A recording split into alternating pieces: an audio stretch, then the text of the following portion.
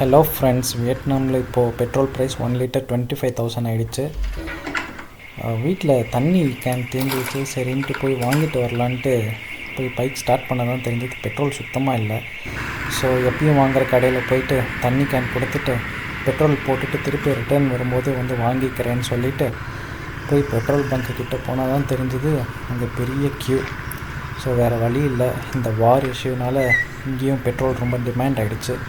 முன்னாடிலாம் நான் 1 litre petrol 20,000 Vietnam டாங்க்கு போட்டுட்டு இருந்தேன். இப்போ 25,000 Vietnam dong, 5,000 Vietnam dong increase ஆகிடுச்சு. ஒரு வழியாக பெரிய க்யூவில் நின்று பெட்ரோல் போட்டுட்டு டேங்க் ஃபில் பண்ணிட்டேன். இப்போ நான் நின்றுட்டு இருந்த இடத்துலேயே மக்கள்லாம் நின்றுட்டு இருக்காங்க.